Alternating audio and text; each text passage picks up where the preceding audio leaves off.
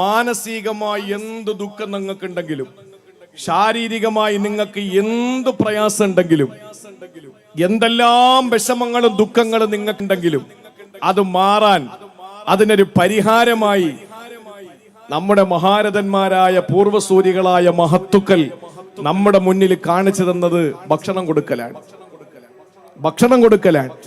ആ ഭക്ഷണം കൊടുക്കുക എന്ന് പറയുന്ന പുണ്യമായ ഒരു ഇബാദത്ത്, ആ പുണ്യമായ ഒരു അമല്, അത് നമ്മുടെ ജീവിതത്തിൽ ഏത് സമയത്തും നമ്മൾ അത് കരുതലായി നമ്മുടെ ജീവിതത്തിൽ ഉണ്ടാകണം. എന്ന് പറഞ്ഞാൽ നമുക്കൊരു മാനസിക പ്രശ്നമുണ്ട്. ഞാനൊരു അനുഭവസ്ഥനാണ്. നമുക്ക് എന്തെങ്കിലും പ്രയാസം ഉണ്ടെങ്കിൽ ഒരു 5 പാവങ്ങൾക്ക് ഭക്ഷണം കൊടുക്കാമെന്ന് നിയത്ത് വെക്ക്. അള്ളാഹു ആ പ്രശ്നം പരിഹരിക്കും. വറബ്ബിൽ കഅബ, അതിൽ യാതൊരു സംശയവും ഇല്ല.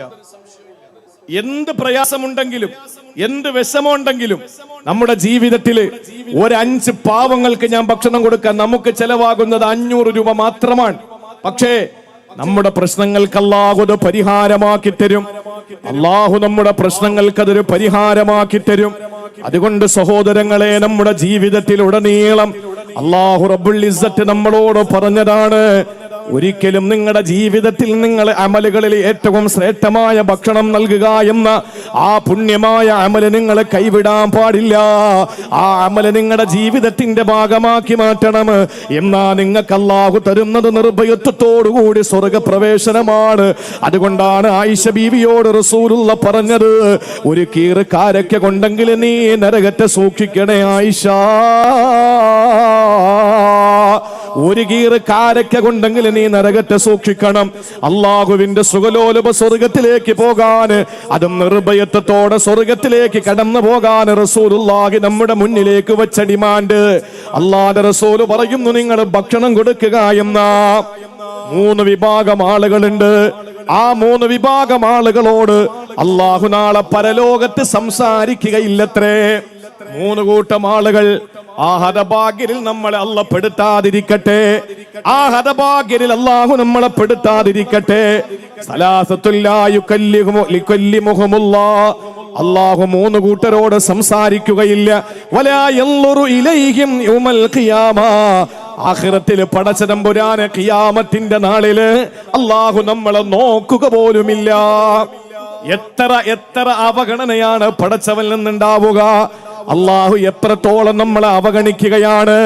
അല്ലാഹു സംസാരിക്കുകയില്ലെന്ന് മാത്രമല്ല, അല്ലാഹു റബ്ബുൽ ഇസ്സത്ത് അവരെ അകറ്റി നിർത്തുകയാണ്. വലാ യുസക്കീഹിം വലഹും അദാബുൻ അലീം. വേദനാജനകമായ ശിക്ഷ അല്ലാഹു നൽകിക്കൊണ്ട് അല്ലാഹു അവരെ സംസ്കരിക്കാതെ മാറ്റി നിർത്തുന്ന, അരികവൽക്കരിക്കപ്പെടുന്ന ഒരു വിഭാഗം നാളെ പരലോകത്തുണ്ട്. ആരെന്നറിയോ? ആ 3 നമ്മൾ പറയേണ്ട കാര്യമില്ല, സമയത്തിന്റെ കുറവുമുണ്ട്. അതിൽ ഒരു വിഭാഗം നമ്മുടെ വിഷയവുമായി ബന്ധപ്പെട്ടതാണ്. റജുലന് അലാ ഫളി മാഇനി യംനഉ ബിനസ്സബീൽ.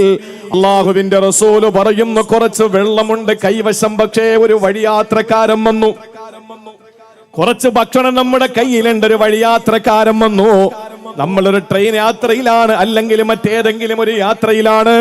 നമുക്ക് കുടിച്ചതിന് ശേഷം നമ്മുടെ കൈവശം കുറച്ച് വെള്ളം ബാക്കിയുണ്ട്. ഒരു തുള്ളി വെള്ളം കിട്ടാതെ വിഷമിക്കുന്ന ആള് നമ്മളോടൊപ്പമുണ്ട്. ആ വെള്ളം നമ്മൾ അവന് കുടിക്കാൻ കൊടുത്തില്ലെങ്കിൽ അല്ലാഹുവിന്റെ റസൂല് പറയുകയാണ്, നാളെ പരലോകത്തവന് വരുമ്പോൾ അല്ലാഹു അവനെ നോക്കുക പോലുമില്ല. അല്ലാഹു അവനെ പരിഗണിക്കുക പോലുമില്ല. അവനോട് അല്ലാഹു പറയുന്നത് എന്തെന്നറിയോ? അൽയൗമ അംനഉക ഫളി കമാ മനഅത ഫള. അല്ലാഹുവിന്റെ റസൂല് പറയുകയാണ്, ആ മനുഷ്യരോട് പരലോകത്ത് വെച്ച് അല്ലാഹു പറയുന്നത്, മോനെ, ആഖിറത്തിൽ വെച്ച് അല്ലാഹു നിന്നോട് പറയുന്നത് എന്തെന്നറിയോ? ദുനിയാവില് നീ വിലക്കി നിർത്തിയ വെള്ളമുണ്ടല്ലോ, നീ ഭക്ഷണം കൊടുക്കാതെ വെള്ളം കൊടുക്കാതെ വിലങ്ങി നിന്നല്ലോ, അതുകൊണ്ട് ഇന്ന് ഈ ദിവസം ഞാനും നിനക്കൊന്നും തരുന്നതല്ല. ആഖിറത്തിൽ ഒരു തുള്ളി വെള്ളം കിട്ടൂല. ഹൗദിൽ നിന്ന് പാനം ചെയ്യണ്ടേ സഹോദരങ്ങളെ? 1 മാസത്തെ വഴി ദൂരമുണ്ട് ഹൗലൊന്ന് ചുറ്റി വരാൻ. അള്ളാഹുവിന്റെ ആകാശ ലോകത്ത് മിന്നിത്തിളങ്ങുന്ന താരങ്ങളെക്കാൾ എണ്ണമുള്ള കപ്പുകളാണ്. പാലിനേക്കാൾ വെണ്മയുള്ള തേനിനേക്കാൾ മാധുര്യമുള്ള, കസ്തൂരിയേക്കാൾ സുഗന്ധമുള്ള മനോഹരമായ ആ സ്വർഗത്തിന്റെ പാനീയത്തിൽ നിന്ന് നമ്മളെ അകറ്റുമത്രേ. ഇവിടെ നമ്മളെ കുടിവെള്ളം നിഷേധിച്ചാൽ, ഇവിടെ നമ്മളെ ഭക്ഷണം കൊടുക്കാതിരുന്നാൽ, അള്ളാഹു മനസ്സിലാക്കാനുള്ള തൗഫീഖ് തരട്ടെ. കൊടുക്കണം എന്റെ പ്രിയപ്പെട്ടവരെ. നമ്മുടെ ജീവിതത്തിൽ നമ്മൾ കഴിക്കുന്ന ഭക്ഷണം മറ്റുള്ളവർക്ക് കൂടെ കൊടുക്കണം. ഇസ്ലാമിന്റെ സുന്ദരമായ കാഴ്ചപ്പാട് എന്താണെന്നറിയോ? ഈ ഉറൂസിൽ എന്നെ കേൾക്കുന്ന പ്രിയപ്പെട്ട ഹൈന്ദവ ക്രൈസ്തവ സഹോദരങ്ങൾ ഉണ്ടെങ്കിൽ നിങ്ങൾ മനസ്സിലാക്കണം, ഇസ്ലാമിന്റെ സംഭാവന, ഇസ്ലാമിന്റെ സൗന്ദര്യം, ഇസ്ലാമിന്റെ സൗരഭ്യം എന്താണെന്നറിയോ? ഞങ്ങളൊക്കെ ലക്ഷക്കണക്കിന് ഇപ്പോ വിശുദ്ധ ഹജ്ജ് ചെയ്യണമെങ്കിൽ 5.5 ലക്ഷം രൂപ കൊടുക്കണം. പ്രൈവറ്റ് 4.5 ലക്ഷം രൂപയോ 4 ലക്ഷം രൂപയോ കൊടുക്കണം ഗവൺമെന്റ് കോട്ടയിൽ. ഇത്രയും ലക്ഷക്കണക്കിന് രൂപ കൊടുത്ത് നമ്മൾ പരിശുദ്ധമായ ഹജ്ജ് കർമ്മം നിർവഹിച്ച് വിശുദ്ധമായ ഉംറ നിർവഹിച്ച് ഞങ്ങൾ മടങ്ങി വരുമ്പോൾ ഞങ്ങൾക്കൊരു പേരുണ്ട്, ഹാജി എന്ന പേര്. ഹൈന്ദവ ക്രൈസ്തവ സഹോദരങ്ങൾ മനസ്സിലാക്കണം, ലക്ഷങ്ങൾ മുടക്കിയിട്ട് ഞങ്ങൾ അങ്ങ് മക്കത്ത് പോയി ഞങ്ങൾ ഹജ്ജ് നിർവഹിക്കാറുണ്ട്. ആ ഹജ്ജ് നിർവഹിച്ചിട്ട് മടങ്ങി വരുമ്പോൾ ജീവിതത്തിൽ, നമ്മുടെ ജീവിതത്തിൽ ഏറ്റവും പ്രധാനമായി ആയുസ്സിൽ ഒരൊറ്റവട്ടം ചെയ്യേണ്ട നിർബന്ധമായ കടമ, അത് നിർവഹിച്ചിട്ട് ഞങ്ങൾ മടങ്ങി വരുമ്പോ വീടിന്റെ 40 വീടുകളുടെ ചുറ്റളവിൽ ഏതെങ്കിലും ഒരു വീട്ടിൽ ഒരു ഹിന്ദുവായ സഹോദരൻ, അവിടെ മതത്തിനെ എടുത്തു പറഞ്ഞിട്ടില്ല, ഞാനതിന്റെ വ്യാപ്തി മനസ്സിലാക്കാൻ വേണ്ടി എടുത്തു പറയുകയാണ്, ഒരു പൊട്ടുതൊട്ട അമ്മയുടെ മകൻ, ഏതെങ്കിലും ഒരു കുരിശുമാലയണിഞ്ഞ മാതാവിന്റെ മകൻ, ഏതെങ്കിലും ഒരു അമുസ്ലിമായ, ഹിന്ദുവായ, ക്രിസ്ത്യാനിയായ, ജൂതനായ, പാഴ്സിയായ, ജൈനനായ, ബുദ്ധനായ ഏതെങ്കിലും ഒരു മനുഷ്യൻ അയാള് പട്ടിണി കിടക്കുന്നു എന്നറിഞ്ഞുകൊണ്ട് വയറ് നിറച്ചിട്ടൊരു മുസൽമാനും മൃഷ്ടാന ഭോജനം നടത്തിയാൽ അവൻ എന്റെ സമുദായത്തിൽപ്പെട്ടവനാകില്ല എന്ന് ലോകത്തോട് പഠിപ്പിച്ചത് ലക്ഷക്കണക്കിന് രൂപ മുടക്കിയിട്ട് ഹജ്ജിന് പോയ ഹാജിയാണെങ്കിൽ പോലും, ഒരു പള്ളിയുടെ പ്രസിഡന്റ് ആണെങ്കിൽ പോലും, ഒരു പള്ളിയിലെ ഇമാമാണെങ്കിൽ പോലും, ഒരു പൊതു പ്രഭാഷകനാണെങ്കിൽ പോലും, ഇസ്ലാമിന്റെ ഏതെങ്കിലും ചെറുപ്പക്കാരനാണെങ്കിൽ പോലും, അയൽക്കാരൻ പട്ടിണി കിടക്കുന്നത് അറിഞ്ഞിട്ട് വയറ് നിറച്ച് മൃഷ്ടാന ഭോജനം നടത്തുന്നവൻ എന്റെ സമുദായത്തിൽപ്പെട്ടവനല്ലെന്നാണ് റസൂലുള്ളാഹി തങ്ങൾ പറഞ്ഞത്. അവന്റെ ഹജ്ജ് സ്വീകരിച്ചില്ല എന്നല്ല, അവന്റെ നോമ്പ് സ്വീകരിച്ചില്ല എന്നല്ല, അള്ളാന്റെ റസൂല് പറഞ്ഞത് അവൻ മുസ്ലിമേ അല്ല എന്നാണ്, മുസ്ലിമേ അല്ല എന്നാണ്. അതിന്റെ ഗൗരവം നിങ്ങളൊന്ന് മനസ്സിലാക്ക്. അതുകൊണ്ട് പ്രിയപ്പെട്ടവരെ, നമ്മുടെ ജീവിതത്തിൽ നമ്മൾ ചെയ്യുന്ന ഏറ്റവും സുപ്രധാനമായ അമലുകളിൽ വളരെ പ്രാധാന്യമുള്ള ഒരു അമലാണ് ആളുകൾക്ക് ഭക്ഷണം കൊടുക്കുക. ഇന്നിപ്പോ ഷാഹുൽ അമീദ് മൗലവിയുടെ വീട്ടിൽ നിന്നാണ് എനിക്ക് ഭക്ഷണം കിട്ടിയത്. എന്റെ കൂടെ 7 ഉസ്താദുമാര് വന്നു നാട്ടിൽ നിന്ന്. ആ 7 പേർക്കും ഭക്ഷണം. സെൻട്രൽ ജുമാ മസ്ജിദില് എന്റെ പ്രിയപ്പെട്ട സഹപ്രവർത്തകരായ 4 പേര് വന്നു, അവർക്കും ഭക്ഷണം. ഇവിടെ ഉള്ള കുറച്ച് കൂട്ടുകാർ വന്നു, അവർക്കും ഭക്ഷണം. കാരണം കൊടുക്കാൻ നല്ല മനസ്സുണ്ട്. കാരണം അദ്ദേഹത്തെ ഈ ഭക്ഷണം കഴിക്കാൻ എന്നെ വിളിക്കുമ്പോ ഇവിടെ നിന്ന് 1-ലധികം ആളുകൾ എന്നെ വിളിച്ചിട്ട് പറഞ്ഞു, കഴിഞ്ഞ വർഷം ഉസ്താദ് അവിടെയല്ലേ ഭക്ഷണം കഴിക്കാൻ പോയത്, ഈ കൊല്ലം നമ്മുടെ വീട്ടിൽ വരണം, നമ്മുടെ ആഗ്രഹമാണ്. ആരാണ് ഭക്ഷണം കൊടുക്കാൻ മടിയുള്ളത്? ആരുമില്ല. കാരണം അവർക്കറിയാം ഇത് വലിയ ഒരു ഇബാദത്താണ്. പക്ഷേ എന്റെ പ്രിയപ്പെട്ട സഹോദരങ്ങളെ, ആലിമീങ്ങൾക്ക് മാത്രം കൊടുക്കേണ്ട കാര്യമല്ല അത്, പ്രഭാഷകർക്ക് മാത്രം കൊടുക്കേണ്ട കാര്യമല്ല അത്. നമ്മുടെ ജീവിതത്തിൽ നമുക്ക് എന്തെങ്കിലും ഒരു വിഷമം വരുമ്പോ അത് നമ്മൾ പാവപ്പെട്ടവന് ഒരു നേരത്തെ ഭക്ഷണം കൊടുക്കാമെന്ന് നീയത്ത് വെച്ചാൽ, ഗൗസുൽ ആലമിന്റെ വാക്ക് കടമെടുത്തു പറഞ്ഞാൽ അതോളം വരില്ല മറ്റൊരു ഇബാദത്തുകൾക്കും. എന്ത് വിഷമം ഉണ്ടെങ്കിലും നിങ്ങൾ കുറിച്ചിട്ടോ, ഞാൻ ഒരാൾക്ക് ഞാനിന്ന് വയറ് നിറച്ച് ഭക്ഷണം വാങ്ങി കൊടുക്കാം. കാശ് കൊടുക്കരുത്, അവൻ കൊണ്ടുപോയി വാട്ടീസ് അടിക്കും. നമ്മുടെ എവിടെയെങ്കിലൊക്കെ നിൽക്കുമ്പോഴേ, റോഡിലൊക്കെ നിൽക്കുമ്പോ വന്നിട്ട് കൈ നീട്ടും, വല്ല തരണേ, നമ്മൾ പാവത്തം കരുതി എടുത്ത് കൊടുക്കും. ഇതെല്ലാം കൂടെ കൂട്ടിയിട്ട് അവൻ കൂടിയതേ അടിക്കുള്ളൂ. അത് ചെയ്യരുത്. നമ്മൾ അവനെ പിടിച്ചോണ്ട് പോകണം, എന്നിട്ട് നല്ല ഹോട്ടലിൽ കയറ്റിയിരുത്തണം, ഇഷ്ടമുള്ളത് അത്രയും കഴിച്ചോളാൻ പറയണം. അവൻ കഴിച്ചു തീരുമ്പോ നമ്മുടെ മനസ്സിനകത്ത് എന്ത് സന്തോഷമായിരിക്കും, അത് നമ്മൾ അനുഭവിച്ചറിയണം. നോക്ക്, നമ്മുടെ ഈ പരിപാടി ഉണ്ടല്ലോ, ഉറൂസിന് ഇന്നിപ്പോ അന്നദാനം ഉണ്ടായിരുന്നു എന്ന് പറഞ്ഞു. ഹൈന്ദവ സഹോദരങ്ങളുടെ ക്ഷേത്ര പരിപാടികൾ എന്റെ വീടിന്റെ 1/4 കിലോമീറ്റർ അപ്പുറത്തൊരു ക്ഷേത്രമാണ്. 1/4 കിലോമീറ്റർ തൊട്ടപ്പുറത്ത് ക്ഷേത്രം. പണ്ടൊക്കെ നാടകവും ഇതൊക്കെ അന്ന് നമ്മള് ഈ ഫിത്രത്തിന്റെ കാലഘട്ടവും ജഹാലിയത്തിന്റെ കാലഘട്ടവും ഒക്കെ അല്ലേ, അപ്പൊ ഈ നാടകമൊക്കെ കാണാൻ വേണ്ടി പോയിരിക്കും. നമുക്കൊന്നും മനസ്സിലാവൂലെങ്കിലും ഫ്രണ്ടിൽ നമ്മൾ അല്ലാതെ തോന്നിക്കൊണ്ട് അവലോകത്തിൽ ഫസ്റ്റ് സഫിൽ നമ്മളുണ്ടാവും. അപ്പൊ ഈ ക്ഷേത്രത്തില് ഏറ്റവും പ്രധാനപ്പെട്ട പരിപാടി എന്ന് പറയുന്നത് ചെണ്ടമേളം അല്ല, നാടകമല്ല, മിമിക്സ് അല്ല, അതല്ലെങ്കിൽ കൊടിയിറക്കമല്ല, കൊടിയേറ്റല്ല, അവിടുത്തെ ഏറ്റവും പ്രധാനപ്പെട്ട ഇബാദത്ത് എന്ന് പറഞ്ഞാൽ അവരുടെ ആരാധന അന്നദാനമാണ്. അല്ലേ? അന്നദാനം ഇഷ്ടംപോലെ കറികളൊക്കെ ഉണ്ടാവും. അന്ന് കഴിക്കാൻ ഞാൻ പോയിട്ടില്ല. അപ്പോ ഈ അന്നദാനത്തില് ഒരു ദിവസം ഞാൻ വീട്ടിലിരിക്കുമ്പോൾ അവര് കളക്ഷന് വരിക, ഓരോ വീടുകളിൽ കയറി വരും. അങ്ങനെ വന്നപ്പോ എന്റെ വീട്ടിന്റെ മുമ്പിലും വന്നു. അപ്പൊ ഒരു നോട്ടീസ് തന്നു. ആ നോട്ടീസ് ഞാൻ ഇങ്ങനെ മറിച്ച് നോക്കുമ്പോ കാണുന്നത് അവരുടെ ഒരു ശ്ലോകം അതിനകത്ത് എഴുതിയിരിക്കുക. നമ്മളിപ്പോ അസദഖത്ത് റദ്ദിൽ ബല, എല്ലാ പാട്ടപ്പിരിവ്, ഈ കുടുക്ക എന്താ പറയുന്ന കുടുക്ക അല്ലെ, പാട്ടപ്പിരിവ്, ഈ പാട്ടയുടെ ഈ പള്ളിയിൽ നിന്ന് കൊണ്ടുവയ്ക്കുന്ന പോണിയില്ലേ, അപ്പൊ അതിൽ എഴുതിയിട്ടുണ്ടാവും അസദഖത്ത് റദ്ദുൽ ബല, സദക്ക വിപത്തിനെ തടയും എന്നൊക്കെ എഴുതിയിരിക്കും പോലെ ഇവരുടെ നോട്ടീസിൽ എഴുതിയിരിക്കുന്നത് ഒരു ശ്ലോകമാണ്. എന്താ ശ്ലോകം എന്നറിയോ? ആ ശ്ലോകമാണ് അവരുടെ ജീവിതത്തിൽ, ഹൈന്ദവ പുരാണങ്ങളിൽ ഹൈന്ദവ വിശ്വാസികൾക്ക് ഏറ്റവും പ്രധാനമായി അവരുടെ വിശ്വാസം അനുസരിച്ച് അന്നദാനത്തിന് അവർ ഏറ്റവും പ്രാധാന്യം കൊടുക്കുന്നത്. ആ പുരാണത്തിലെ ആ ശ്ലോകം ഇങ്ങനെയാണ്: ഗജതരംഗ സഹസ്രം ഗോകുലം കൊടിദാനം കനകരചിത പാത്രം ഏദിനി സാഗരാന്തം ഉദയകുലവിശുദ്ധം കോടികന്യാ പ്രദാനം നെഹി നെഹി ബഹുദാനം അന്നദാന സമാനം. ഇതാണ് ആ ശ്ലോകം. എന്താ ഇതിന്റെ അർത്ഥം എന്നറിയോ? ഗജതരംഗ സഹസ്രം ഗോകുലം കൊടിദാനം കനകരചിത പാത്രം ഏദിനി സാഗരാന്തം ഉദയകുലവിശുദ്ധം കോടികന്യാ പ്രദാനം നെഹി നെഹി ബഹുദാനം അന്നദാന സമാനം. ഗജതരംഗ സഹസ്രം, 1000 ആനകളും 1000 കുതിരകളും. കുതിരയുടെ കാര്യം പറഞ്ഞപ്പോ കുതിര പോയല്ല, ആരും അങ്ങോട്ടും ഇങ്ങോട്ട് നോക്കി.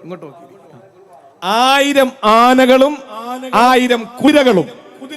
ഗോകുലം കോടിദാനം, 1 കോടി പശുക്കൾ.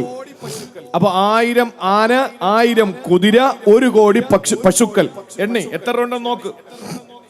കുതിരയൊക്കെ ഉണ്ടല്ലോ, മണക്കാട് തന്നെ കുതിരയുണ്ട് അല്ലേ? ചാവുല്ല. ആന വാങ്ങാൻ വലിയ പൈസയൊന്നുമില്ല, പശുവിനെ വാങ്ങാനും പൈസ ഒന്നുമില്ല. 1 കോടി പശുക്കൾ, 1000 ആനകൾ, 1000 കുതിരകൾ. വീട്ടിൽ പോയിട്ടൊന്ന് വെറുതെ ഒന്ന് കണക്ക് കൂട്ടണം. എന്നിട്ടോ ഉദയകുല കനകരചിത പാത്രം ഏദിനി സാഗരാന്തം. കനകരചിത പാത്രം, ധാരാളം സ്വർണപാത്രങ്ങള്. മേദിനി സാഗരാന്തം, സമുദ്രത്തോളം ഭൂമി.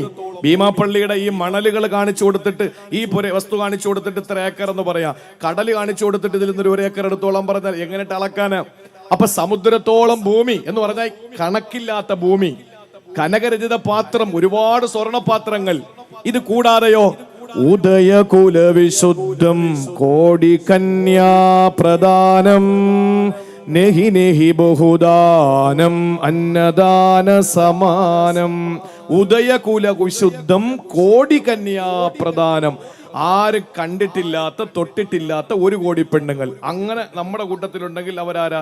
ലം യത്മിസുഹുന്ന ഇൻസും ഖബ്ലഹും വലാ ജാൻ, അത് ഹൂർലിങ്ങൾ മാത്രമേ ഉള്ളൂ.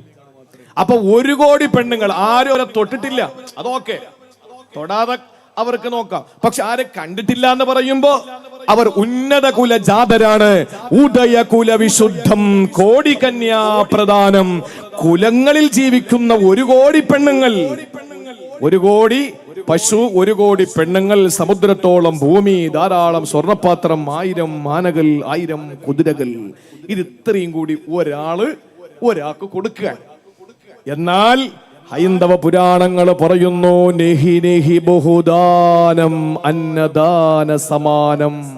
വിശന്നിട്ടിയ വയറുമായിട്ട് ഉച്ച സമയത്ത് കടന്നു വരുന്ന ഒരു പാവപ്പെട്ടവനൊരു വാഴയില വെട്ടിയിട്ട് പച്ചരി ചോറും പച്ചമുളക് ചമ്മന്തിയും പച്ചവെള്ളവും കുടിക്കാൻ കൊടുക്കുന്നവ കിട്ടുന്ന പ്രതിഫലത്തോളം ഈ നേരത്തെ പറഞ്ഞതിന്റെ പ്രതിഫലങ്ങൾ എത്തൂല.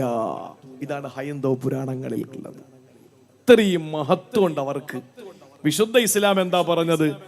അയൽക്കാരൻ പട്ടിണി കിടക്കുമ്പോ വയറ് നിറച്ചിട്ട് ഭക്ഷണം കഴിക്കുന്നവൻ ഇനി പള്ളിയിലെ ചീഫ് ഇമാമാണെങ്കിലും ശരി, പള്ളിയുടെ പ്രസിഡന്റ് ആണെങ്കിലും ശരി, ഇനി അവൻ ആരാണെങ്കിലും ശരി, വലൈസ മിന്നാ മൻ യശ്ബഉ വജാറുഹു ജായിഉൻ ഇലാ ജംബിഹി വഹുവ യഅലം, അയൽവാസി പട്ടിണി കിടക്കുന്നത് അറിഞ്ഞുകൊണ്ട് വയറ് നിറച്ച് മൃഷ്ടാന്ന ഭോജനം നടത്തുന്നവൻ എന്റെ സമുദായത്തിൽപ്പെട്ടവനല്ല എന്ന് ലോകൈക ഗുരു അഷ്റഫുൽ ഖൽഖ് നബി മുഹമ്മദ് മുസ്തഫ. അവന് കൊടുക്കുന്ന പ്രതിഫലം നരകത്തിൽ നിന്നുള്ള രക്ഷപ്പെടലും സ്വർഗത്തിലേക്കുള്ള പ്രവേശനവുമാണ്.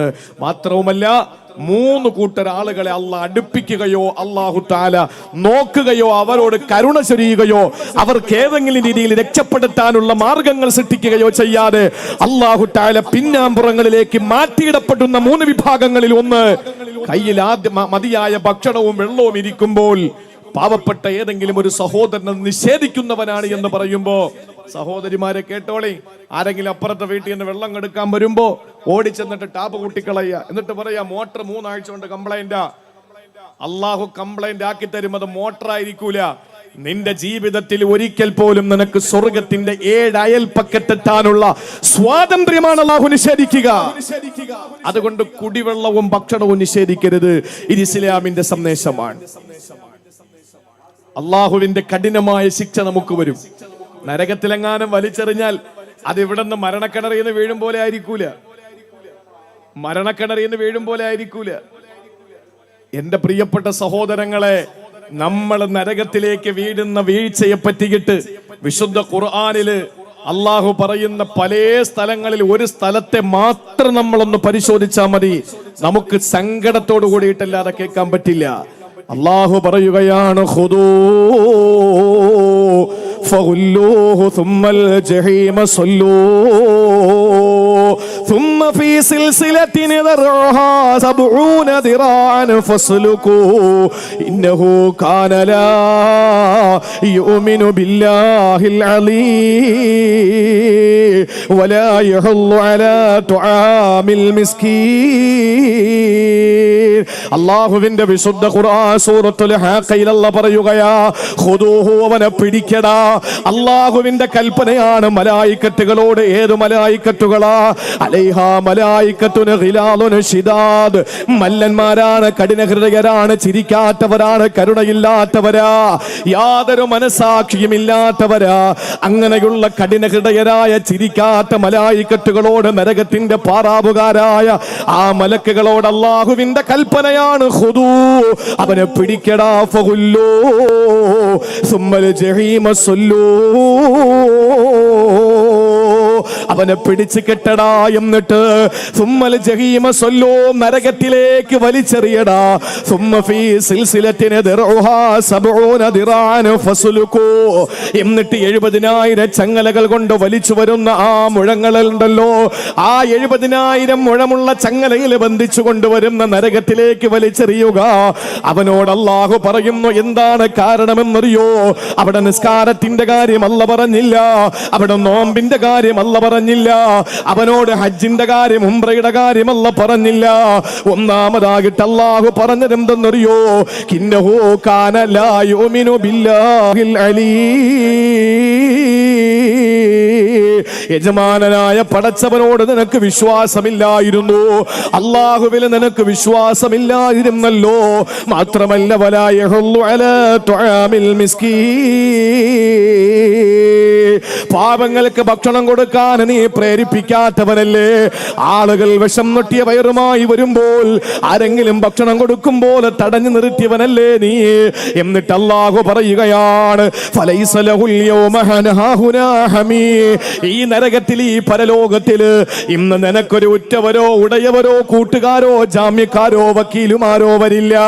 വലാ തുആമും ഇല്ലാ മിൻ ഗിസ്ലീ, പെങ്ങളെ, ആളുകൾ വീട്ടിന്റെ മുമ്പിലെത്തി വെള്ളമെടുക്കാൻ വരുമ്പോൾ വെള്ളത്തിന്റെ ടാപ്പ് പൂട്ടുന്ന പെണ്ണുങ്ങളെ, ഭക്ഷണം എടുക്കാൻ വരുമ്പോൾ ഒരു നേരത്തെ ഭക്ഷണം അപ്പുറത്തെ വീട്ടിൽ കൊടുക്കണമെന്ന് ഭർത്താവ് പറയുമ്പോൾ, ഇല്ല, അവൾ എന്നോട് പിണങ്ങി നിൽക്കുന്നവളാണ്, കൊടുക്കേണ്ട അഹങ്കാരിയാണെന്ന് പറഞ്ഞിട്ട് അവൾക്ക് നീ ഭക്ഷണം നിഷേധിച്ചാൽ, പൊന്നുമോളെ, അല്ല പറയുന്ന നാളെ പരലോകത്ത് നിനക്ക് തരുന്ന ഭക്ഷണം ഏതെന്നറിയോ? ഫലൈസ ലഹുൽ യൗമ ഹാഹുനാ ഹമീം, അവിടെ നിനക്കൊരാൾ പോലും ഉറ്റവരായില്ല. ഇന്ന് ഭീമാപ്പള്ളി ഉറൂസിന് നീ പിടിച്ചു വന്ന നിന്റെ ഭർത്താവിന്റെ കൈയല്ലേ, നീ പിടിച്ചു വന്ന നിന്റെ ഭാര്യയുടെ കൈയല്ലേ, നിന്റെ പൊന്നുമക്കളുടെ തോളത്ത് കൈയിട്ടല്ലേ നീ കടന്നു വന്നത്. പൊന്നുമക്കളെ വാപ്പാന്റെ കൈവിരലിൽ പിടിച്ചുകൊണ്ട് ഉമ്മാന്റെ കൈവെള്ളയിൽ തൂങ്ങി ഈ ഉറൂസ് കേൾക്കാൻ വേണ്ടി, വഴല് കേൾക്കാൻ വേണ്ടി വന്ന ചെറുപ്പക്കാരികളെ, സഹോദരങ്ങളെ, നാളെ പരലോകത്ത് അല്ലാഹു നിങ്ങൾക്കൊരു ഉറ്റവരെയോ ഉടയവരെയോ ഒരു ബന്ധുക്കളെയോ ഒരു സഹായികളെയോ നിങ്ങൾക്ക് തരില്ല. അവിടെ നിങ്ങൾക്ക് തരുന്ന ഭക്ഷണം ഏതെന്നറിയോ? വലാ തആമുൻ ഇല്ലാ മിൻ ഗിസ്ലി.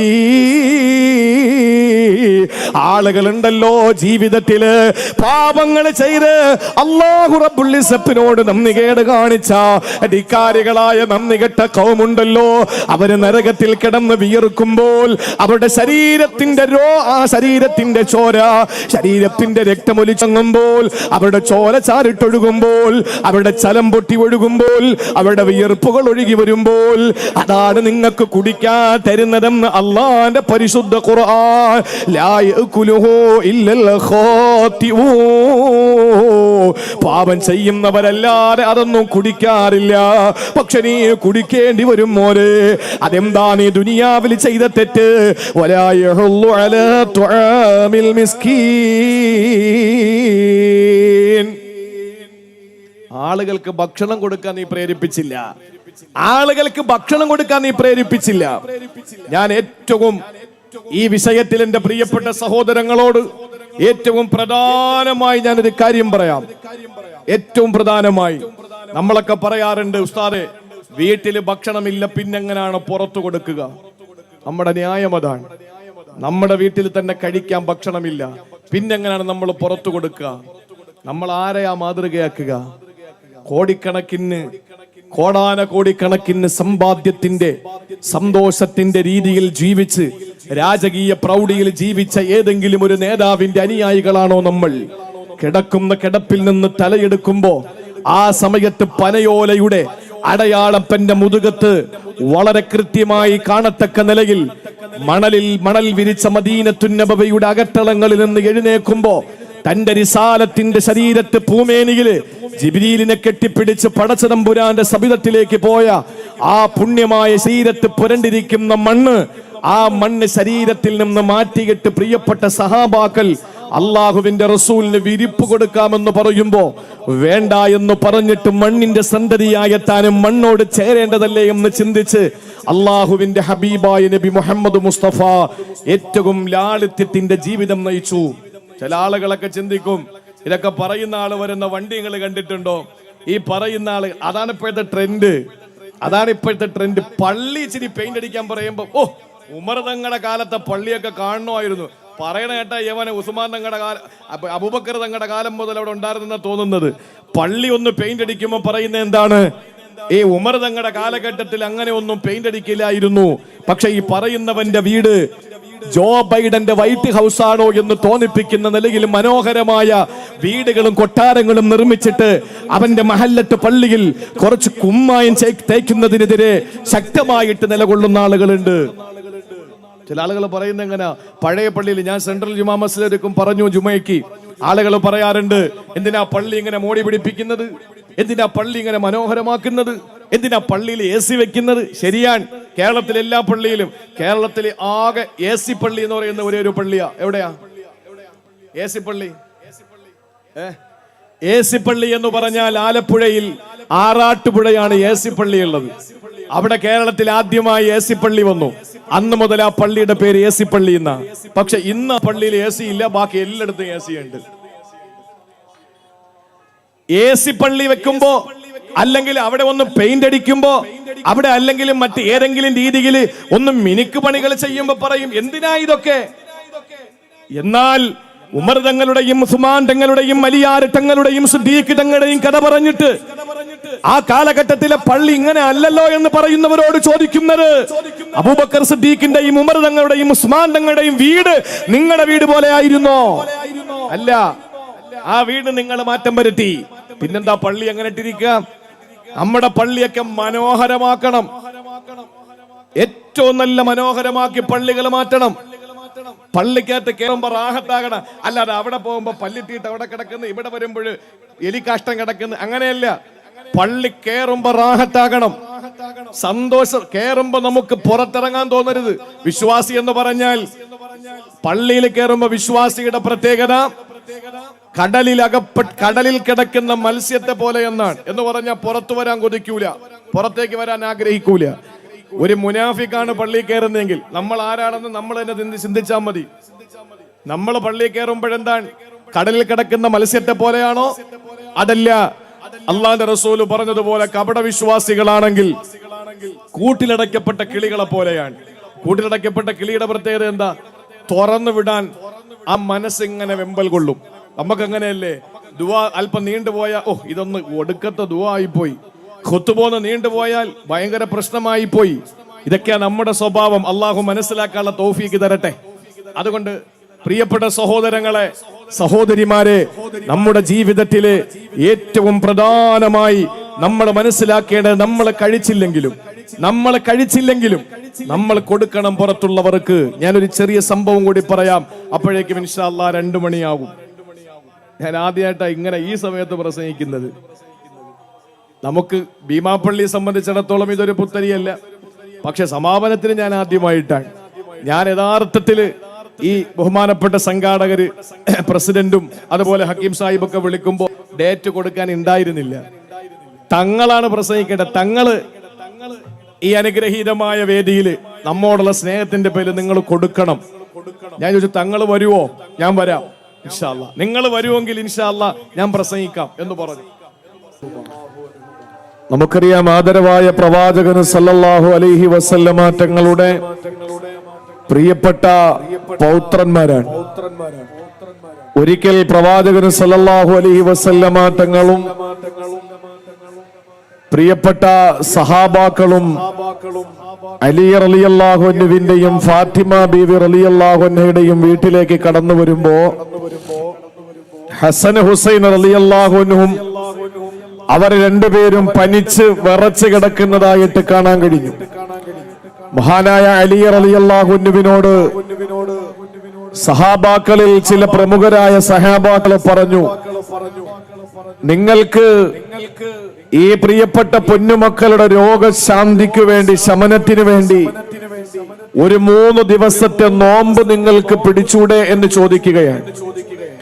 ചരിത്രം വിശാലമാണ്. ആദരവായ പ്രവാചകന് സല്ലല്ലാഹു അലൈഹി വസല്ലമ തങ്ങൾക്ക് കണ്ടിട്ട് സഹിക്കാൻ കഴിയാതെ, കാരണം സുജൂദിൽ കിടക്കുമ്പോ ഹസൻ ഹുസൈൻ റളിയല്ലാഹു അൻഹുമ പ്രവാചകരുടെ തോളത്ത് കയറിയിരുന്ന് ആന കളിക്കുമ്പോ ആ പ്രവാചകന് സുജൂദിൽ നിന്ന് തല ഉയർത്താൻ മിനിറ്റുകളോളം സുജൂദിൽ തന്നെ കിടക്കുകയും താൻ തല ഉയർത്തി കഴിഞ്ഞാൽ തന്റെ പേരക്കിടാങ്ങൾ നിലത്ത് വീഴുമോ എന്ന് ഭയപ്പെട്ടുകൊണ്ട് അള്ളാഹുവിന്റെ റസൂൽ സല്ലല്ലാഹു അലൈഹി വസല്ലം സ്നേഹിച്ച്, ഒരുപാട് സ്നേഹം നൽകി ലാളിച്ച് വളർത്തിയ, കൊഞ്ചിച്ച് വളർത്തിയ തന്റെ പ്രിയപ്പെട്ട പേരമക്കൾ, ആ മക്കളുടെ രോഗം വല്ലാതെ തളർത്തിക്കളഞ്ഞു അള്ളാന്റെ ഹബീബിനെ. ആരോ പറഞ്ഞു കൊടുത്തു, ഒരു 3 ദിവസത്തെ നോമ്പ് നിങ്ങൾ പിടിക്കണം, നേർച്ചയാക്കണമെന്ന്. അങ്ങനെ മഹാനായ അലി റളിയല്ലാഹു അൻഹുവും ഫാത്തിമ റളിയല്ലാഹു അൻഹയും അവിടത്തെ ഒരു ജോലിക്കാരിയും 3 ദിവസം നോമ്പ് പിടിക്കാൻ തീരുമാനിച്ചു. അങ്ങനെ 3 പേരും 3 ദിവസം നോമ്പ് പിടിച്ച് 1-ാമത്തെ ദിവസത്തിന്റെ നോമ്പ് തുറക്കുന്ന സമയം മഗ്രിബിന്റെ സമയമാകുമ്പോ കഴിക്കാനും നോമ്പ് തുറക്കാനും ഭക്ഷണമൊന്നും ഇല്ലാത്തതിന്റെ പേരിൽ മഹാനായ അലി റളിയല്ലാഹു തആല അൻഹു കുറച്ച് ഗോതമ്പ് കടം വാങ്ങിക്കൊണ്ട് മഹദി ഫാത്തിമ റളിയല്ലാഹു അൻഹയുടെ കൈവശം ഏൽപ്പിക്കുകയാണ്. ഫാത്തിമ ബീവി റളിയല്ലാഹു തആല അൻഹയോട് പറഞ്ഞു, ഫാത്തിമ, ഇന്നത്തെ ദിവസം നോമ്പ് തുറക്കാൻ നമുക്ക് ഈ ഗോതമ്പ് ഭക്ഷണം നീ തയ്യാറാക്കണമെന്ന് പറഞ്ഞ് ഫാത്തിമ റളിയല്ലാഹു തആല അൻഹ ആ ഗോതമ്പ് വെച്ച് ഭക്ഷണം പാകം ചെയ്ത് നോമ്പ് തുറക്കാനുള്ള സമയമെടുത്തു. മഗ്രിബിന്റെ ബാങ്ക് കേൾക്കുന്ന സമയം നോമ്പ് തുറന്ന് ആ ഭക്ഷണം കഴിക്കാൻ വളരെ ആർത്തിയോടെ തന്റെ പൊന്നുമക്കളുടെ രോഗശമനത്തിന് വേണ്ടി നേർച്ച നേർന്ന ആ നോമ്പ് തുറക്കാൻ വേണ്ടി 3 പേരും കാത്തിരിക്കുമ്പോൾ ആരോ വാതിൽക്കൽ മുട്ടുകയാണ്. ആരാണെന്നറിയില്ല. സഹോദരങ്ങളെ, ചരിത്രത്തിന്റെ ഗ്രന്ഥങ്ങളിൽ നമുക്ക് കാണാം, തഫ്സീറിന്റെ ഗ്രന്ഥങ്ങളിൽ കാണാം. അലി റളിയല്ലാഹു തആല അൻഹു ചെന്ന് വാതിൽ തുറക്കുമ്പോൾ ഫാത്തിമ ബീവി റളിയല്ലാഹു അൻഹ ഭക്ഷണം പാകം ചെയ്ത് റസൂലുള്ളാഹി തങ്ങളുടെ പൊന്നുമോള് ഫാത്തിമ റളിയല്ലാഹു തആല അൻഹ ഭക്ഷണം പാകം ചെയ്തിട്ട് അലിയുടെ മുന്നിലേക്ക് കൊണ്ടുവെക്കുകയാണ്. ആ സമയത്ത് പൊന്നുമക്കള് ഭക്ഷണം കഴിക്കണം. തന്റെ മക്കളുടെ രോഗം മാറാൻ 3 ദിവസത്തെ നോമ്പ് നേർച്ചയാക്കിയ 3 പേര്. ആ നോമ്പിന്റെ 1-ാം ദിവസത്തിന്റെ കഥയാണ് പ്രിയപ്പെട്ടവരെ. നമ്മുടെ വീട്ടിലെ കഴിക്കാൻ നമ്മുടെ കയ്യിലെ ഭക്ഷണമുണ്ട്, എന്നിട്ട് ആ ഭക്ഷണം കൊടുക്കാനും മടി കാണിക്കുന്നവരാണെങ്കിൽ ഒരു നിമിഷം ഒന്ന് ആലോചിച്ചു നോക്ക്. ചില ആളുകളെ പറയാണ്ട് ഞങ്ങളുടെ കയ്യിലെ ഭക്ഷണമില്ല, ഞങ്ങളുടെ പൊന്നുമക്കൾക്ക് പോലും തികയാത്ത ഭക്ഷണം എങ്ങനെയാണ് പുറത്തു കൊടുക്കുക? അലി റളിയല്ലാഹു തആല അൻഹു ഭക്ഷണം പാകം ചെയ്ത് കഴിക്കാൻ വേണ്ടി എടുത്ത് വെച്ചു. ആ സുപ്രയിലെടുത്ത് വെച്ച് നോമ്പ് തുറക്കാൻ വേണ്ടി കാത്തിരിക്കുമ്പോഴാണ് ആരോ വാതിൽക്കൽ മുട്ടുന്നു. ഓടിച്ചെന്ന് കതക് തുറക്കുമ്പോ സുബ്ഹാനല്ലാഹ്, ഒരു പാവപ്പെട്ട സഹോദരൻ വന്നിട്ട് പറയുകയാണ്, അന മിസ്കീനും മിൻ മസാകീനിൽ മുസ്ലിമീൻ, ഞാനൊരു മിസ്കീനാണ്, പാവപ്പെട്ടവനാണ്, ഒരു നേരത്തെ ഭക്ഷണം കഴിക്കാൻ വകയില്ലാത്തവനാണ്, അഗതിയാണ്. അതുകൊണ്ട് അത്ഇമൂനി അത്അമകുമുല്ലാഹ്, എനിക്ക് നിങ്ങൾ ഭക്ഷണം തരണം. ഇന്നത്തെ ഈ സമയം എനിക്ക് ഭക്ഷണം കഴിക്കാതെ ഒരു അടി മുമ്പോട്ട് നടക്കാൻ കഴിയില്ല. അതുകൊണ്ട് എനിക്ക് നിങ്ങൾ ഭക്ഷണം തരണമെന്ന് പറഞ്ഞ് മഹാനായ അലി തങ്ങളോട് ആവശ്യപ്പെടുമ്പോൾ അലി ഫാത്തിമയെ നോക്കുകയാണ്. അവര് നോമ്പ് തുറക്കാൻ വേണ്ടി ഭക്ഷണം പാകം ചെയ്ത് വെച്ചിരിക്കുകയാണ്. ആ ഭക്ഷണം എടുത്ത് ഒന്നോടെ ആ പ്രിയപ്പെട്ട സഹോദരന് കൊടുക്കുകയാണ്, അഗതിക്ക് കൊടുക്കുകയാ. അവര് പച്ചവെള്ളം കൊണ്ട് നോമ്പ് തുറന്നു. അന്നത്തെ നോമ്പ് പൂർത്തീകരിച്ചു. പിറ്റന്ന് നോമ്പാണ്, 2ാമത്തെ നോമ്പാ. ആ നോമ്പ് പിടിച്ചിട്ട് അവസാനം അന്നും കയ്യില് ഭക്ഷണത്തിന് വകയൊന്നുമില്ല. ആരിൽ നിന്നോ കടം വാങ്ങിയിട്ട് അലിയാര് തങ്ങള് വീണ്ടും കൊണ്ടുവരികയാ. ആ ഭക്ഷണം കൊണ്ടുവന്ന് ഫാത്തിമ പാകം ചെയ്തു കൊടുത്തു. ആ ഭക്ഷണം പാകം ചെയ്തത് ഫാത്തിമ റളിയല്ലാഹു തആല അൻഹ സുപ്രയിലെടുത്തു വെച്ചു നോമ്പ് ഉറക്കാനുള്ള സമയമെടുത്തു. ഇതെല്ലാം കഥ പോലെ കേട്ടിരിക്കാൻ എളുപ്പമാണ്. ചരിത്രങ്ങൾ പറയാനാളുണ്ട്, പറയിപ്പിക്കാനാളുണ്ട്, കേൾക്കാനാളുണ്ട്. പക്ഷേ ചരിത്രങ്ങൾ ജീവിതത്തിൽ സൃഷ്ടിക്കപ്പെടാതെ പോകുന്നു എന്നുള്ളത് വളരെ വേദനാജനകമാണ്. ഫാത്തിമ റളിയല്ലാഹു അൻഹ 2ാമത്തെ ദിവസത്തിന്റെ നോമ്പ് തുറയുടെ സമയത്ത് തന്റെ പ്രിയതമന് കടം വാങ്ങിക്കൊണ്ടുവന്ന ഗോതമ്പിന്റെ ഭക്ഷണം പാകം ചെയ്തെടുത്തു വെക്കുമ്പോൾ ആരോ വന്ന് കതകിന് മുട്ടുകയാ. ഇതൊരു സിനിമയുടെ ക്ലൈമാക്സ് അല്ല, ഇതൊരു നാടകത്തിന്റെ ഇതിവൃത്തമല്ല, ഒരു സീരിയലിന്റെ തിരക്കഥയല്ല. പ്രിയപ്പെട്ടവരെ, ചരിത്രത്തിൽ അല്ലാഹുവിന്റെ ഹബീബിന്റെ പൊന്നുമോള് ഫാത്തിമയുടെ ചെറ്റക്കൂരയിൽ നടന്ന സംഭവമാ. അലിയാര് തങ്ങൾ ചെന്ന് കതകങ്ങ് തുറക്കുമ്പോൾ ആരാണ് മുന്നിൽ നിൽക്കുന്നതെന്നറിയോ? അയാള് പറയുകയാണ്, അന യതീമും മിനൽ ഐതാം, അനാഥനാണ് ഞാൻ, വാപ്പയില്ലാത്തവനാണ്, എനിക്ക് കയറി കിടക്കാടമില്ല, എനിക്ക് സ്വന്തക്കാരില്ല, ബന്ധുക്കളില്ല, പക്ഷേ നല്ല വിശപ്പുണ്ട്. അതുകൊണ്ട് അത്ഇമൂനി അത്അമകുമുല്ലാഹ്, നിങ്ങൾ എനിക്ക് ഭക്ഷണം തരണം ഈ സമയത്ത്. എന്നാൽ അല്ലാഹു നിങ്ങൾക്ക് ഭക്ഷണം തരുമെന്ന് പറയുമ്പോൾ ഫാത്തിമ റളിയല്ലാഹു അൻഹ അലിയാരെ തങ്ങളെ നോക്കുകയാണ്. ഇന്നും പട്ടിണിയാണല്ലോ, യാതൊരു സങ്കടവുമില്ല, ഒരു മുഖഭാവ വ്യത്യാസമില്ല. ഫാത്തിമ ബീവി റളിയല്ലാഹു അൻഹ അലിയുടെ കയ്യിലേക്ക് എടുത്തു കൊടുത്തിട്ട് പറഞ്ഞു, കൊടുക്കൂ, അവരെ കഴിക്കട്ടെ. 3-ാം ദിവസത്തെ നോമ്പ് നേർച്ചയുടെ 3-ാം ദിവസമാണ്. തന്റെ പൊന്നുമക്കളുടെ രോഗത്തിന് അല്പശമനമുണ്ട്, നേരിയ ശമനമാണ്. അലിയാര് തങ്ങൾ വീണ്ടും ആരുടെയോ കയ്യിൽ നിന്ന് ഗോതമ്പ് കടം വാങ്ങുന്നു. പ്രിയപ്പെട്ടവരെ, ഫാത്തിമ ബീവി പാകം ചെയ്തു. വൈകുന്നേരമാകുമ്പോൾ ആരോ കതകിന് മുട്ടുകയാണ്. നേരം അസ്തമിക്കാറാകുന്നു, നോമ്പ് തുറക്കുന്ന സമയമാണ്. ആരാണ് കതകിന് മുട്ടുന്നതെന്നറിയാൻ ചെല്ലുമ്പോൾ അന്നത്തെ തടവ് പുള്ളികൾക്കൊരു പ്രത്യേകതയുണ്ടായിരുന്നു. ഇന്നത്തെ പോലെ കാരാഗ്രഹത്തിലിടുകയല്ല, അവരെ കാലുകളിലെ ചങ്ങലക്കിട്ട് അവരെ നടക്കാൻ അനുവദിക്കുമായിരുന്നു. ആരിൽ നിന്നെങ്കിലും ഭക്ഷണം കിട്ടുമെങ്കിൽ കഴിക്കണം, അതാണ് ശിക്ഷ. ഒരു പാവപ്പെട്ടവന് വന്ന് വീടിന്റെ മുമ്പിൽ വന്ന് കതകിന് മുട്ടുകയാണ്. അയാള് പറഞ്ഞു, അന അസീറും മിനൽ ഉസാറാ, ഞാനൊരു തടവ് പുള്ളിയാണ്. അത്ഇമൂനി അത്ഇമകുമുല്ലാഹ്, എനിക്ക് നിങ്ങളെ കുറച്ച് ഭക്ഷണം കഴിക്കാൻ തരണം. നിവർത്തികേട് കൊണ്ടാ ചോദിക്കുന്നത്. നിങ്ങൾക്ക് അല്ലാഹു ഭക്ഷണം തരുമെന്ന് പറഞ്ഞപ്പോൾ ഫാത്തിമ ബീവി റളിയല്ലാഹു അൻഹാ ഭക്ഷണം എടുത്തിട്ട് അലിയുടെ കയ്യിലേക്ക് കൊണ്ടു കൊടുക്കുകയാ. സഹോദരങ്ങളെ, മഗ്രിബ് നിസ്കാരത്തിന് റമളാനിന് നോമ്പ് തുറക്കാൻ നമ്മൾ ഇഷ്ടപ്പെട്ട എണ്ണ പലഹാരം തന്നില്ലെങ്കിൽ നമ്മുടെ ഭാര്യയോട് നമ്മൾ കാണിക്കുന്ന സ്വഭാവത്തിന്റെ വൈകൃതം അത് നമ്മളൊന്ന് മനസ്സിലാക്കേണ്ടതാണ്. ഫാത്തിമ റളിയല്ലാഹു അൻഹാ ഭക്ഷണമെടുത്ത് അലിയുടെ കയ്യിലേക്ക് കൊടുക്കുന്നു. അലി റളിയല്ലാഹു തആല അൻഹു ആ ഭക്ഷണമെടുത്ത് ആ പാവപ്പെട്ട തടവുപുള്ളിയുടെ കയ്യിൽ കൊടുക്കുകയാ. ഇനി ഗോതമ്പില്ല, നേർച്ച നേർന്ന് 3 നോമ്പും അവസാനിച്ചിരിക്കുകയാ. അലിയാരത്തങ്ങള് പെട്ടെന്ന് തന്നെ വീട്ടിലേക്ക്, അലിയാരത്തങ്ങള് പൊന്നുമക്കളെ കൈപിടിച്ച് റസൂലുള്ളാന്റെ വീട്ടിലേക്ക് പോവുകയാ. ഫാത്തിമ ബീവിക്ക് എഴുന്നേക്കാൻ പറ്റുന്നില്ല. 3 ദിവസത്തെ നോമ്പ്, ആ 3 ദിവസവും ഭക്ഷണം പാകം ചെയ്തതിന്റെ ക്ഷീണം, ഒന്നും കഴിക്കാതെ ആയി. വയറ് തന്റെ മുതുകത്തോട് ചേർന്നിരിക്കുകയാണ്. ആ പ്രിയപ്പെട്ട ഫാത്തിമ വാടിക്കുഴഞ്ഞ് ഒരു ചേനത്തണ്ട് കിടക്കുന്നത് പോലെ കിടക്കുകയാ. ആ സമയത്ത് അലിയാരെ തങ്ങളും പൊന്നുമക്കളുമായിട്ട് റസൂലുള്ളാന്റെ മുന്നിലേക്ക് ചെല്ലുമ്പോൾ അല്ലാഹുവിന്റെ റസൂൽ ചോദിച്ചു, അലിയേ, എന്റെ മക്കൾക്ക് എന്തു പറ്റി? കാരണം 3 ദിവസത്തെ ഭക്ഷണത്തിന്റെ കമ്മി മൂലം പൊന്നുമക്കള് പട്ടിണിയാണ്. എല്ലും തോലുമായ പൊന്നുമക്കളെ കണ്ടപ്പോൾ റസൂലുള്ളാഹിനെ സഹിക്കാൻ പറ്റുന്നില്ല. ഉടൻ തന്നെ ഹബീബായ നബി തങ്ങൾ എന്റെ ഫാത്തിമയുടെ കോലം എന്തെന്നറിയാൻ വീട്ടിൽ നിന്നിറങ്ങി ഓടുകയാ.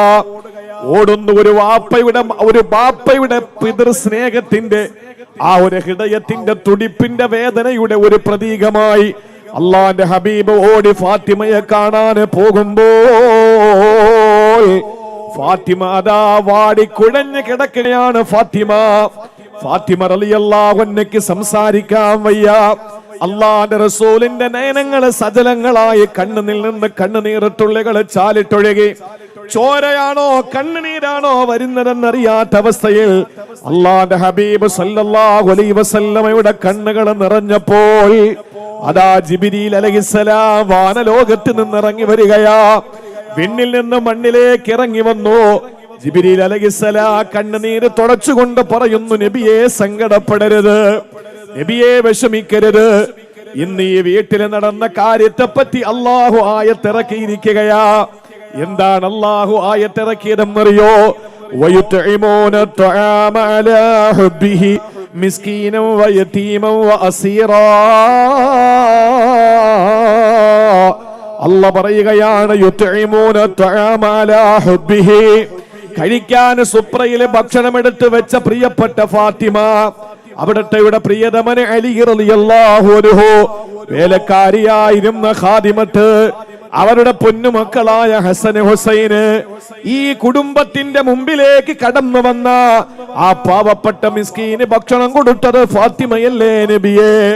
രണ്ടാമത്തെ ദിവസം കടന്നു വന്നതാരാണ്? യതീം മിസ്കീനൻ വയതീമൻ വഅസീറാ. ഒരു അഗതി വന്നു, ഒരു അനാഥന് വന്നു, ഒരു തടവ് പുള്ളി വന്നു.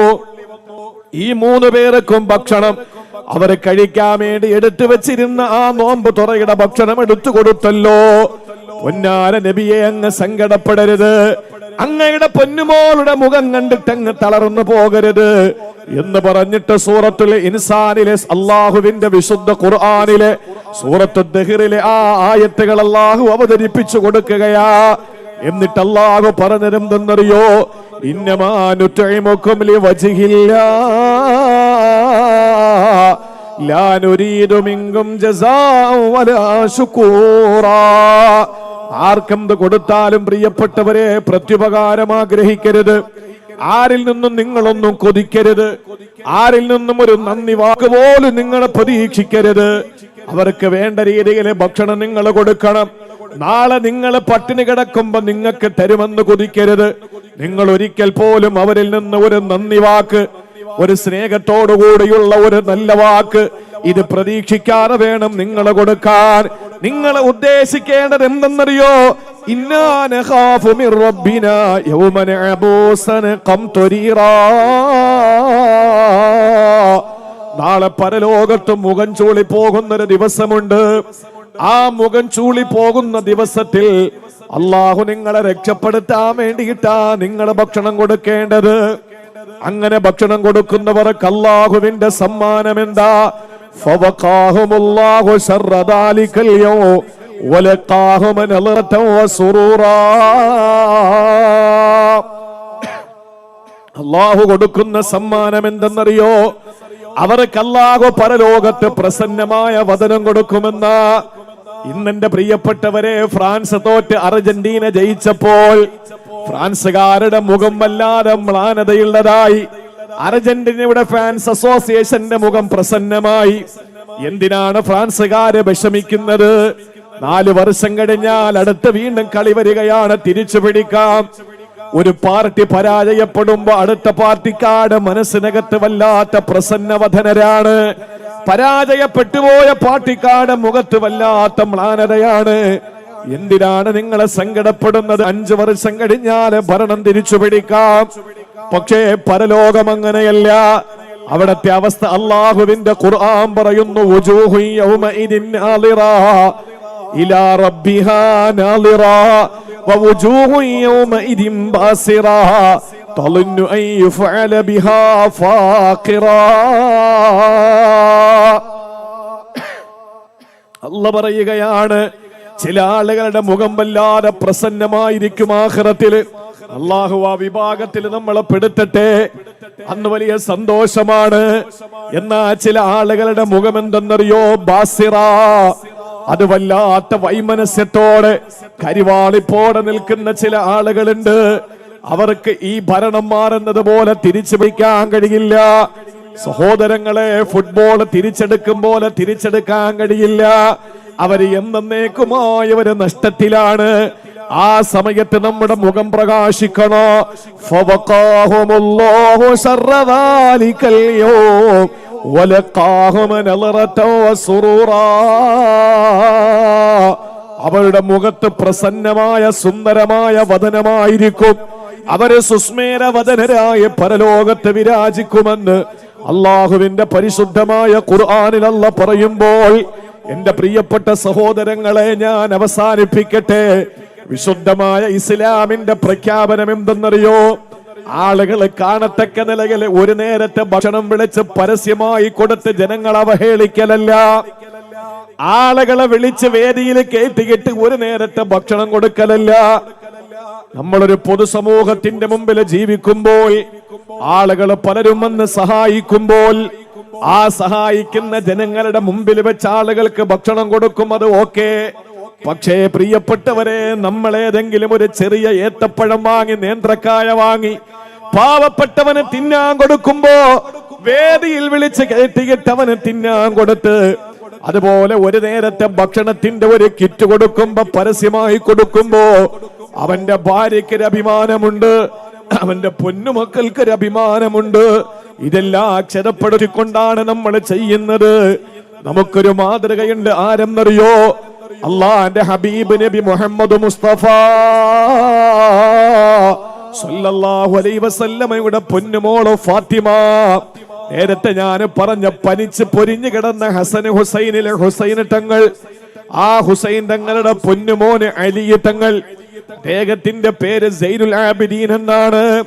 ആ സൈനുൽ ആബിദീൻ തങ്ങളുടെ കാലഘട്ടത്തില് പാവപ്പെട്ടവന്റെ വീട്ടുമുറ്റത്ത് ഭക്ഷണമൊക്കെയാണ്. ആരാണ് കൊണ്ടുവെക്കുന്നതെന്നറിയില്ല, ഇതെവിടെന്നാണ് കൊണ്ടുവെക്കുന്നതെന്നറിയില്ല. പാവപ്പെട്ടവരെ ആർത്തിയോടെ കഴിക്കുമായിരുന്നു. പക്ഷേ ഒരു ദിവസം ഭക്ഷണമില്ലാതെയായി. ആ ദിവസം ഏതാണ്? ആ ദിവസം മദീന കരഞ്ഞ ദിവസമാണ്. ആ ദിവസം മദീനക്കാര് പൊട്ടിക്കരഞ്ഞ ദിവസമാണ്. ആ ദിവസമാണ് സൈനുൽ ആബിദീൻ തങ്ങൾ ഈ ലോകത്തോട് വിട പറഞ്ഞ ദിവസം. പിറ്റന്ന് മുതൽ ഭക്ഷണമില്ല. ആ സമയത്താണ് ആളുകൾ അറിഞ്ഞത്, റബ്ബേ, ഇന്നലെ വരെ ഭക്ഷണം കൊണ്ടുവച്ചത് സൈനുൽ ആബിദീൻ തങ്ങളാണോ? മയ്യത്ത് കുളിപ്പിച്ചവര് പറയുകയാണ്, അദ്ദേഹത്തിന്റെ തോളിന്റെ ഭാഗത്ത് 2 കറുത്ത പാടുണ്ടായിരുന്നു. ഏതെങ്കിലും വനത്തിൽ ചെന്ന് തടി പിടിച്ച് വന്താണിക്കെടുത്തതിന്റെ കായ്പല്ല, ചാലക്കമ്പോളത്തില് അരി ചുമന്നതിന്റെ, അതല്ലെങ്കിൽ മറ്റേതെങ്കിലും ചുമട്ട് തൊഴിലാളിയായ, ഹെഡ്ലോഡ് തൊഴിലാളിയായ ഏതെങ്കിലും ഒരു സഹോദരന്റെ തോളത്ത് വരുന്ന തഴമ്പ് പോലെ അലി റളിയല്ലാഹു തആല അൻഹുവിന്റെ പൗത്രനായ സൈനുലാബ്ദീൻ ഞങ്ങളുടെ തോളത്ത് വന്ന ആ കറുത്ത പാടെന്തെന്നറിയോ? വർഷങ്ങളോളം സ്വന്തമായി ഭക്ഷണം പാകം ചെയ്തിട്ട് തന്റെ പ്രിയപ്പെട്ട അള്ളാഹുവിന്റെ പൊരുത്തത്തിനു വേണ്ടിയിട്ട്, തന്റെ പ്രിയപ്പെട്ട റസൂലുള്ളാന്റെ സംതൃപ്തിക്ക് വേണ്ടിയിട്ട്, നാളെ മുഖം ചൂളിപ്പോകുന്ന ദിവസത്തിൽ രക്ഷപ്പെടാൻ വേണ്ടിയിട്ട്, മുഖം പ്രസന്നമാകുന്ന ഒരു നല്ല നാളേക്ക് വേണ്ടിയിട്ട് അള്ളാന്റെ ഹബീബിന്റെ പൗത്രന് ആളുകളുടെ വീടിന്റെ മുമ്പിലേക്ക് ഭക്ഷണം ചുമന്നുകൊണ്ട് പോയതിന്റെ തഴമ്പാൻ മയ്യത്ത് കുളിപ്പിച്ചവരാണ് കാണുന്നത്. സഹോദരങ്ങളെ, ഇങ്ങനെയാകണം. നമ്മൾ ഭക്ഷണം കൊടുക്കുന്നത് മറ്റാരും അറിയരുത്. അവരറിയേണ്ടതും കരയേണ്ടതും എപ്പോഴും അറിയോ? നമ്മൾ ഈ ലോകത്ത് നിന്ന് വിട പറയുമ്പോൾ പിന്നെ അവരെ സഹായിക്കാൻ നമ്മളില്ലല്ലോ എന്ന് കരഞ്ഞിട്ട് നമ്മൾക്ക് പിന്നെ ലോകമാന്യതയില്ലാതെ 3 വെള്ളത്തുണിയിൽ പൊതിഞ്ഞ് കിടത്തപ്പെടുമ്പോൾ നമ്മുടെ ജീവിതത്തിന്റെ എല്ലാ തിരക്കുകളും അവസാനിച്ച് ചൂടുള്ള ശരീരത്ത് വിറങ്ങലിക്കാൻ തുടങ്ങുന്ന സമയത്ത് നമ്മുടെ മക്കളുടെ മുമ്പിൽ ഇങ്ങനെ ഒരു വാപ്പ ജീവിച്ചിരിപ്പുണ്ടായിരുന്നു. ഞങ്ങൾക്ക് പട്ടിണി കിടന്നപ്പോഴും ഞങ്ങളെ വാപ്പ നാട്ടുകാരെ ഊട്ടിയ ഒരു വാപ്പയായിരുന്നു, ഭക്ഷണം കൊടുത്ത വാപ്പയായിരുന്നു. ഞങ്ങൾ പലപ്പോഴും രാത്രികളിൽ പട്ടിണിയാണ്, പക്ഷെ നാട്ടുകാരായ വിശക്കുന്നവന് ഭക്ഷണം കൊടുക്കാതെ എന്റെ വാപ്പ കിടന്നിട്ടില്ല. ആ ഒരു തിരിച്ചറിവ് തന്റെ പൊന്നുമക്കൾക്ക് ഉണ്ടാകാൻ നമ്മൾ മരിക്കുന്ന സമയത്ത് 100 കണക്കിന് ആളുകൾ വന്ന് കരയുന്നൊരു സാഹചര്യത്തെ ഉണ്ടാക്കിയെടുക്കാൻ, അതുവഴി നമുക്ക് നമ്മുടെ മക്കൾക്ക് ഭാവിക്ക് വേണ്ടിയിട്ട് ഒരു ദിശാബോധം നൽകുന്നതിന് വേണ്ടിയിട്ട് നമുക്ക് കഴിയേണ്ടതുണ്ട്. അതുകൊണ്ട് സഹോദരങ്ങളെ, നിർഭയത്വത്തോടെ പടച്ചവന്റെ സ്വർഗത്തിലേക്ക് കടന്നു പോകാൻ നിങ്ങൾ സാധുക്കൾക്ക് ഭക്ഷണം കൊടുക്കണം. അതുപോലെ തന്നെ വസിലുൽ അർഹാ, കുടുംബ ബന്ധം ചേർക്കണം. വസല്ലൂ ബില്ലൈലി വന്നാസു നിയാം, ജനങ്ങളെ കിടന്നുറങ്ങുമ്പോ നിങ്ങൾ എഴുന്നേറ്റ് നിസ്കരിക്കണം. എന്നാൽ തദ്ഖുലുൽ ജന്നത ബിസലാം, നിങ്ങൾക്ക് നിർഭയത്വത്തോടെ അള്ളാന്റെ സ്വർഗത്തിലേക്ക് കടന്നു പോകാൻ കഴിയുമെന്ന് ആരംഭപ്പൂവായ നബി മുഹമ്മദ് മുസ്തഫ. അല്ലാഹു റബ്ബുൽ ഇസ്സത്ത് അതിന് തൗഫീക്ക് നൽകി അനുഗ്രഹിക്കുമാറാവട്ടെ.